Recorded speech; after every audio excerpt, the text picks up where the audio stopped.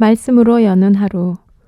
안녕하세요. 말씀으로 여는 하루의 이미경 집사입니다.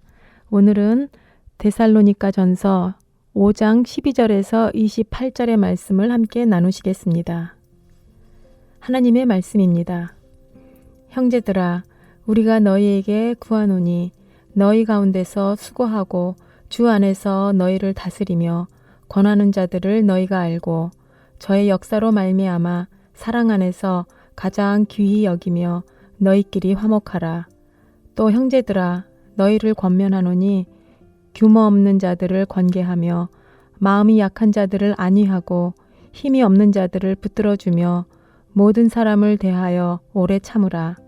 삼가 누가 누구에게든지 악을 악으로 갚지 말게 하고 오직 피차 대하든지 모든 사람을 대하든지 항상 선을 좇으라.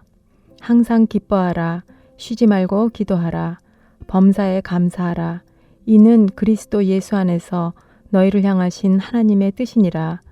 성령을 소멸치 말며 예언을 멸시치 말고 범사에 헤아려 좋은 것을 취하고 악은 모든 모양이라도 버리라. 평강의 하나님이 친히 너희로 온전히 거룩하게 하시고 또 너희 온 영과 혼과 몸이 우리 주 예수 그리스도 강림하실 때에 흠없게 보존되기를 원하노라. 너희를 부르시는 이는 미쁘시니 그가 또한 이루시리라. 형제들아, 우리를 위하여 기도하라. 거룩하게 입맞춤으로 모든 형제에게 문안하라.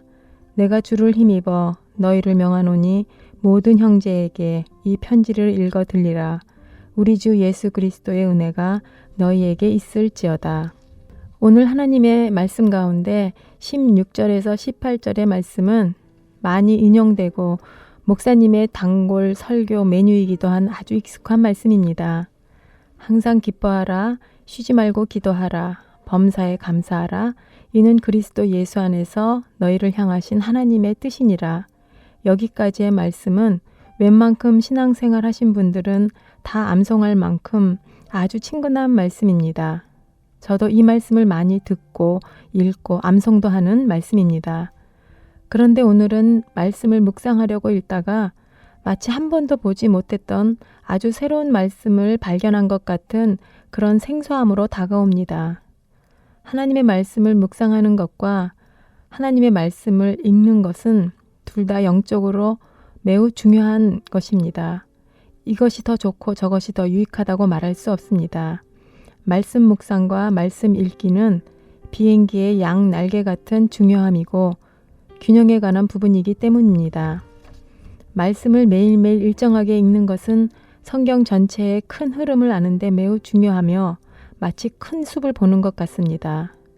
때마침 오늘 성경 일독으로 읽어야 하는 말씀이 누가복음의 말씀이어서 읽다가 문득 마음에 깨달아지는 말씀이 오늘 묵상하는 말씀과 함께 조화를 이루며 훨씬 쉽게 깨달아지는 오묘한 기쁨을 체험하게 됩니다. 오늘 제가 읽은 누가복음 18장 34절의 말씀입니다. 제자들이 이것을 하나도 깨닫지 못하였으니 그 말씀이 감추었으므로 저희가 그 이르신 바를 알지 못하더라.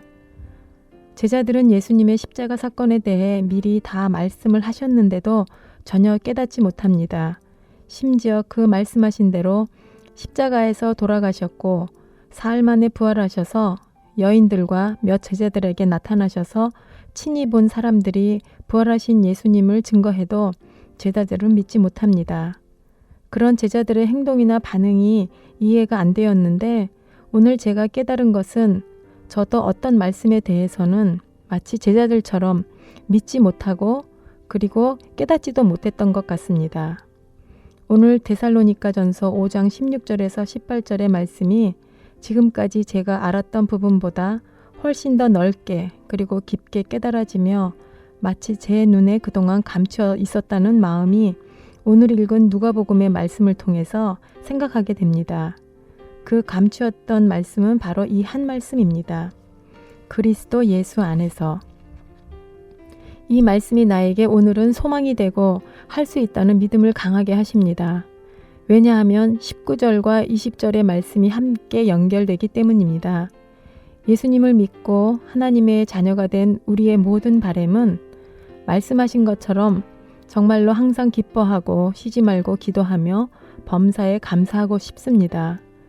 그런데 이 말씀대로 살고 있는가 나 자신에게 질문을 하면 자신 있게 예라고 할 수 없습니다. 마음은 원하는데 나의 삶의 모습은 그렇게 살고 있지 못하고 또한 그동안 많은 노력을 했었지만 만족함보다는 실망만 여러 번 경험하며 솔직히 마음 깊은 곳에 묻어둔 나만의 고백이 있습니다. 나는 안 돼. 그런데 오늘은 나도 할 수 있다. 그리고 나 지금 하고 있다라는 마음이 성령님께서 내 안에 넣어주십니다. 19절의 말씀에 성령을 소멸치 말라고 하십니다. 성령을 소멸치 말라는 말씀이 그리스도 예수 안에서와 연결이 되면서 예수 그리스도를 나의 구주로 영접함이 바로 성령님을 거부하지 않고 받아들인 것이고 성령님이 내 안에 계심은 성령을 소멸치 않는다는 것이 깨달아집니다. 그리고 바로 20절 말씀에 예언을 멸시치 말라고 하시는데 그 예언이 바로 하나님의 말씀입니다. 구약은 메시아에 대한 예언서입니다. 신약의 말씀은 그 예언의 메시아이신 예수 그리스도의 성취이며 증거의 말씀입니다. 고린도전서 14장에 예언과 방언에 대한 말씀이 기록되어 있습니다. 저도 한때는 예언하면 미래에 대해 마치 점을 치듯이 말하는 것이라는 그런 의미로만 생각했었습니다. 그러나 이 시대에 다 이루어진 예언의 말씀을 대하는 믿는 자의 시각은 세상에서 보는 시각과는 다르고 또한 당연히 달라야 된다고 생각합니다. 예수 그리스도를 믿는 자들에게 예언의 의미는 하나님의 말씀을 성령님의 조명하심 가운데 잘 풀어 이 시대에 주시는 하나님의 메시지로 깨닫고 그 뜻에 따라 순종하는 것이라고 생각합니다. 그런 의미를 찬찬히 묵상하니 너무 쉽게 그리고 선명하게 오늘의 말씀이 깨달아집니다. 19절과 20절의 말씀을 묵상을 통해 이해가 되니 곧 이어지는 21절과 22절의 말씀도 함께 쉽게 풀어서 이해하게 됩니다. 예수님을 영접한 믿는 자들은 성령을 소멸치 않는 자들이고 하나님 말씀을 귀히 여기고 가까이 하는 것은 예언을 멸시치 않는 것입니다. 그 다음 말씀인 21절과 22절의 말씀을 연결해서 생각합니다.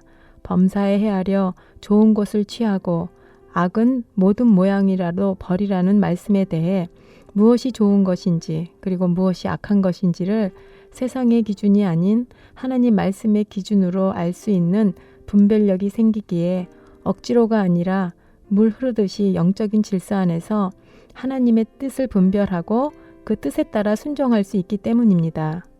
우리가 예수 그리스도 안에서 성령의 충만함과 예언을 귀히 여기는 삶을 살면 예전에 우리의 의지로 열심을 내던 그 어리석은 행동을 중단할 수 있습니다.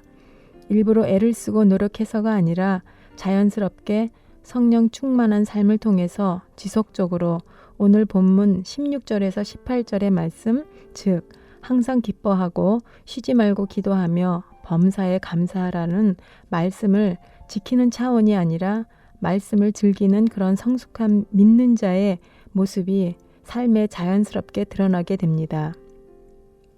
예수님 한 분으로 인해 항상 기뻐하고 지속적으로 영적 호흡인 기도를 하며 성령님의 임재를 통해 범사에 감사하는 말씀의 성취가 이루어져서 하나님 아버지가 가장 원하시는 그분의 뜻을 이루는 우리 자신이 될 줄로 믿습니다. 예언을 받는 자도 우리 자신이고 그 예언의 성취자도 우리 자신입니다. 우리 믿는 자, 즉 예수 그리스도 안에 있는 자들의 삶의 모습을 통해서 하나님의 영광의 빛을 세상에 비추는 그런 삶이 되기를 기도합니다. 그런 모습이 바로 하나님께서 원하시는 거룩이고 성화입니다. 우리가 예수님 안에 있다는 것은 지금 하나님께서 기뻐하시는 그 삶의 과정을 잘 이루어가고 있는 중임을 늘 기억해야 합니다. 우리의 눈이 말씀을 통해 바뀌면 세상이 바뀌고 하나님의 영광이 드러납니다. 지금까지 이미경 집사였습니다. 감사합니다.